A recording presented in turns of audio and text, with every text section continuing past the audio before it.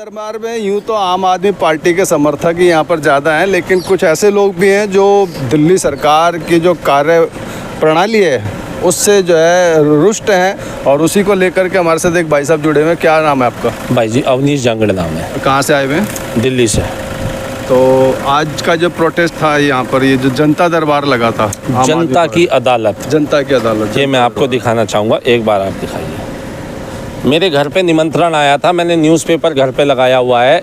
इस न्यूज़पेपर के माध्यम से यहाँ पे निमंत्रण था हमारे दिल्ली के मुख्यमंत्री का, अच्छा, पूर्व मुख्यमंत्री अरविंद केजरीवाल का, कि आप आइए और हमें बताइए कि हम ईमानदार हैं या बेईमान हैं। अच्छा। तो अरविंद केजरीवाल जी का ये सवाल था कि जो उनकी सरकार है वो कितनी ईमानदार है, तो उसी को लेकर के जो कुछ कहना चाह रहे हैं ना, यही बात है ना?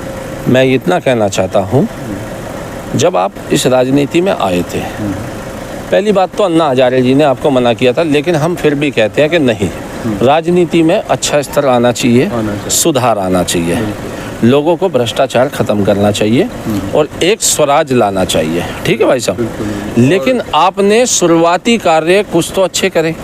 जब आप आए थे, सबसे पहला मुझे ध्यान है आपका एक स्टेप था, आपने गुटखा बंद कर दिया था। ठीक है भाई साहब, गुटखा जब आपने बंद कर दिया था, उसके बाद ना जाने आपके पास कौन सा प्रेशर आ गया, क्या आपके साथ हो गया, आपने गुटखा अलग कर दिया, जर्दा अलग कर दिया, लेकिन आपने कहीं ना कहीं भ्रष्टाचार शुरुआत में ही कर दिया। ठीक है मेरी बात।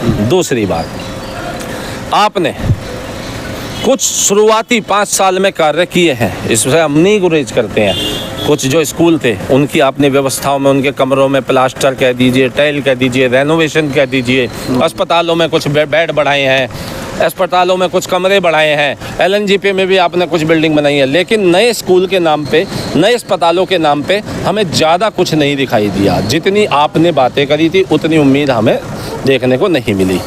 दूसरी बात, आप यह देखिए, जब आप आए थे तो आपने, हम उस पे भी नहीं जाते कि आपने शीला दीक्षित के पर्चे उठाए, कांग्रेस के उठाए, कमलनाथ को बोला, सबको बोला, आपने सबको गले लगा लिया। ठीक है, राजनीति में साम दाम दंड भेद भैया सब लगाते हैं, आप करो राजनीति, आप करो, लेकिन जनता के साथ बेईमानी क्या होती है? जब आज आपने यहाँ पे बेईमानी और ईमानदारी का सर्टिफिकेट के लिए जनता को बुलाया, मुझे तो यहाँ संगम बिहार की जनता नहीं दिखाई थी।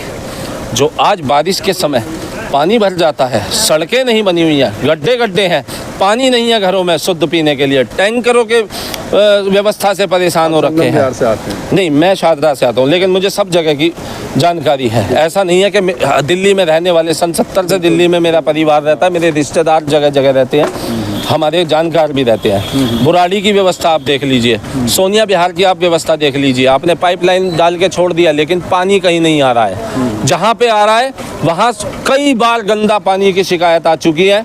50 साल पुरानी पाइपलाइन है, आज तक आपने ये नहीं कहा कि आप कहते थे दिल्ली में बहुत फंड है, आपने केवल फ्री बीज को जन्म दिया।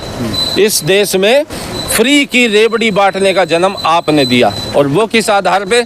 आपने उन्हें नहीं दिया जो गरीब तबका है, उनके उत्थान के लिए। लेकिन बिजली पानी ये चीज़ कौन फ्री? ठीक है, आपने दिया, हम मानते हैं।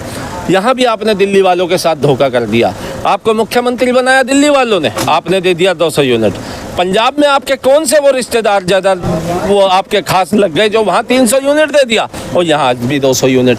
जब आप फ्री बांटने पे आ रहे हैं मेरे भाई, तो यहाँ 500 यूनिट दीजिए, 50 किलोलीटर पानी दीजिए।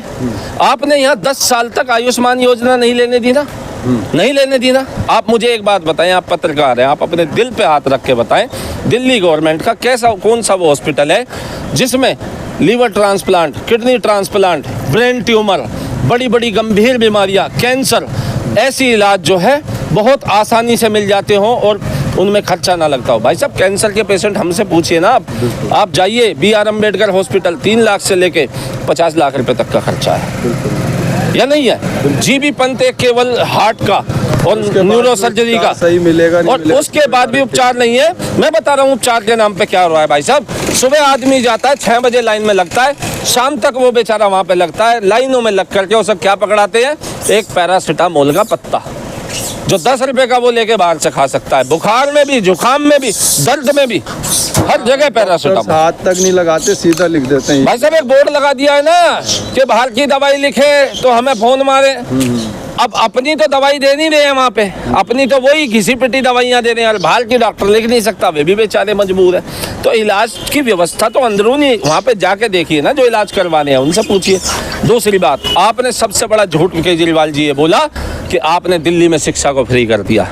मुझे आप ये बताइए पत्रकार महोदय, आप दिल्ली में बहुत सालों से पत्रकारिता कर रहे होंगे, जब शीला दीक्षित जी थी, नो डाउट किसी भी पार्टी का कोई भी समर्थक हो ये कहने से गुरेज नहीं करेगा कि शीला दीक्षित जी ने दिल्ली का काम हो गया, उनके समय में बहुत काम हुए। आईटीओ का जाम, बदरपुर बॉर्डर का जाम, भाई साहब कितने उन्होंने कार्य किया।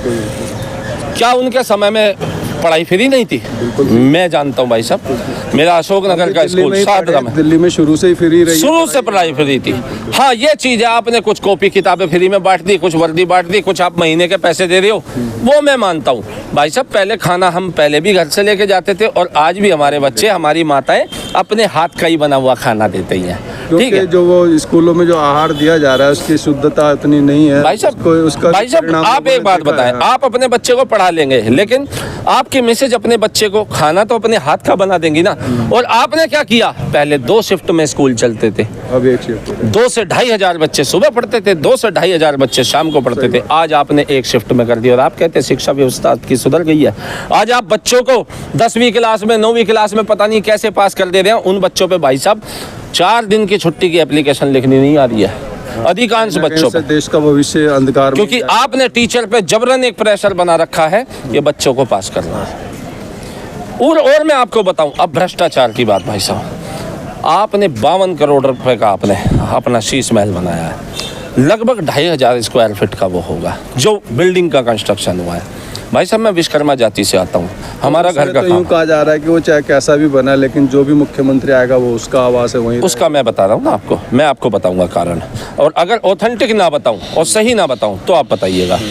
भाई साहब एक नियम होते हैं पीडब्ल्यूडी के और सीपीडब्ल्यूडी के कि किस आवास में या किस बिल्डिंग में बनाते समय कौन कौन सा माल यूज़ किया जा सकता है। आप एक बात बताएं, जब भी ये लोकसभा का परिवर्तन होता है तो यहाँ सारे फ्लैट खाली होते हैं, सारे बदले जाते हैं। सीपीडब्ल्यूडी हर एक में रेनोवेशन टाइप में छोटा मोटा काम करके देती है, सब में एक जैसा काम, सब में एक जैसा काम करके देती है, लेकिन वहाँ पे किसी के 8 लाख के पर्दे लगा के नहीं देती। चाहे मंत्री हो, चाहे सांसद हो, चाहे कोई भी हो, आपने वहाँ पे पर्दे लगाए और आप कहते हैं सुरक्षा की दृष्टि से। मुझे बताएं ना, क्या वो बुलेट प्रूफ पर्दे हैं? क्या वो बुलेट प्रूफ पर्दे हैं? आपने वो 4 लाख रुपए की कमोड लगाई हैं, क्या वो कमोड ऐसी है कि उससे आपका जो मल मूत्र है वो सीवर में नहीं जा रहा है, वो वहीं रिसाइकल हो जा रहा है? आपने जो छत पे स्विमिंग पूल बनाया है, आपके बाथरूम में कोई आपकी वीडियो बनाने आ रहा था है? जो आपने ऊपर खुले में जाकर के नहाना स्वीकार किया। एक मुख्यमंत्री के बच्चे, महिलाएं भी होती हैं घर में, वो ऊपर छत से नहाएंगे और पड़ोस में कोई तो होंगे वो छत से देखेंगे। भाई साहब स्विमिंग पूल ऐसी चीज़ है, ये आप सुरक्षा की दृष्टि पर डाल देते हैं। भ्रष्टाचार की ये बातें कर रहे हैं भाई साहब। 5-5, 6-6 मंत्री इनके जेलों में चले गए हैं। एक ऐसा मुख्यमंत्री हमें देखने को मिला है जिसने भाई साहब ढूंढने से नहीं मिलेगा आपको, जिसने शराब पे शराब फ्री करेगा। कौन? अच्छा ये केजरीवाल भाई साहब आधिकारिक रिकॉर्ड है, बिल्कुल। शराब पे शराब फ्री बांटना, आप बांटते सरसों के तेल पे एक सरसों के तेल की बोतल फ्री, दूध के बोतल पे दूध के एक पैकेट पे 1 पैकेट फ्री आप करते ना। और आपने हमें 10 साल तक आयुष्मान योजना से वंचित रखा है।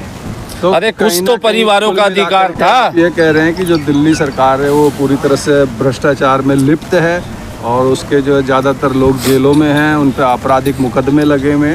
फ्री बीज का जन्म, सर्टिफिकेट फ्री बीज का जन्म देने वाली है, लोगों को लालची बनाने वाली है। और उसके चलते दिल्ली के भले ही कुछ फ्लाईओवर बन गए हों, वो कहते थे 300 करोड़ का फ्लाईओवर में मैंने 100 करोड़ बचा लिए, 50 करोड़ बचा लिए। मैं आपको बताने जा रहा था, मैं विश्वकर्मा जाति से आता हूँ, हमारे घर परिवार में ठेकेदार हैं। भाई साहब कितना भी लग्जरियस कंस्ट्रक्शन आप करा लीजिए, 10,000 रुपये पर स्क्वायर फीट से ऊपर नहीं आएगा। 2,500 स्क्वायर फीट, यदि 2 मंजिल का 5,000 स्क्वायर फीट लगाएंगे तो 5,000 इंटू 10,000, 5 करोड़ रुपए की कंस्ट्रक्शन। आपने 52 करोड़ रुपए लगा दिए, बिल्कुल 52 करोड़ रुपए। अब आप लगा रहे हैं तो भाई साहब मेरा एक निवेदन है, दिल्ली की जनता चाहती है ना फ्री लेना, तो अब खुल के फ्री मांगिए। क्योंकि हमें श्रीलंका बनाना है, हमें पाकिस्तान जैसी स्थिति बनानी है, हमें आने वाले 5-10 सालों में वो माहौल कर देना है भाई साहब कि कल को हमारे हाथों में कटोरा आ जाए और हमें भीख मांगने पे मजबूर होना पड़ जाए। क्योंकि हमारा मुख्यमंत्री बस यही चाहता है, काम के आधार पे नहीं, केवल और केवल फ्री के आधार पे दीजिए। आप कहते थे ना कि आपने शिक्षा फ्री करी, इसका मतलब शीला दीक्षित के टाइम पे 2500 रुपये एक बच्चे की फीस थी। मेरे 2 बच्चे, दीजिए आप फीस 5000 रुपये। माता पिता की पेंशन दीजिए आप 5000 रुपये। ठीक है, राशन दीजिए आप मुझे। मोदी जी का क्यों दे रहे हैं? जब आयुष्मान योजना नहीं लेने दी, 6000 रुपये का बिग बाजार से राशन आप मुझे दीजिए। ठीक है, आप दीजिए मुझे 6000 रुपये का दूध सब्जी का खर्चा, दीजिए आप मुझे 1000 रुपये का सिलेंडर, दीजिए आप मुझे बिजली के 2000 रुपये। मुझे नहीं मतलब 200 यूनिट आए, 500 यूनिट आए। पानी के 1500 रुपये दीजिए। शराब के 2 पौवे के पैसे दीजिए। मैं पीता नहीं हूँ, लेकिन दीजिए आप, क्योंकि आपने सारी दिल्ली को दी है। 125 रुपये से 60 अगर गुणा करेंगे तो 7500 रुपये दिखाइए, दीजिए ना आप, दीजिए आप मुझे। बस की टिकटें दीजिए। मेरे घर में 3 महिलाएं, मेरी माता, मेरी पत्नी, मेरी बेटी, दीजिए आप 50 रुपये रोज के हिसाब से 30 दिन का, 3 महिलाओं का 4500 रुपये। मेडिकल इंश्योरेंस दीजिए आप मुझे, क्योंकि अगर मेरी किडनी फेल हो गई, मेरा हार्ट फेल हो गया, मेरे ब्रेन ट्यूमर हो गया, मेरे कोई गंभीर बीमारी हो गई, तो मुझे जीटीबी में, एलएनजेपी में और पंतवंत में, इनमें धक्के खा के कुछ नहीं मिलने वाला है। भाई साहब कैंसर हो गया था, 50 लाख रुपये मेरे पास नहीं है, दीजिए ना आप मुझे। आप मुझे इंश्योरेंस दीजिए, 40,000 रुपये का महीने का आप दीजिए। और ये 40,000 रुपये 3 करोड़ लोग यहाँ पे रह रहे हैं, वोटर नहीं, जो लोग यहाँ पे रह रहे हैं बाहर के भी, नहीं तो कह दीजिए बाहर के लोगों को नहीं देंगे। और सुनिए भाई साहब, नहीं, पूरी बात सुन लीजिए। 40,000 रुपये आप जो है अगर हमें देते हैं तो 6 से डिवाइड करके 50 लाख परिवार बैठते हैं भाई साहब। 20,000 करोड़ रुपए एक महीने का, साल का 2,40,000 करोड़ रुपए आपका बजट है। 78,000 करोड़ रुपए, 80,000 करोड़ रुपए, 3 गुना आप फ्री बीस बांटिए ना हमको। महोदय जी, सुप्रीम कोर्ट चीफ जस्टिस साहब, क्या चल रहा है देश में? अरे राजनीति की पराकाष्ठा बदल दी है फ्री बीस के चलते।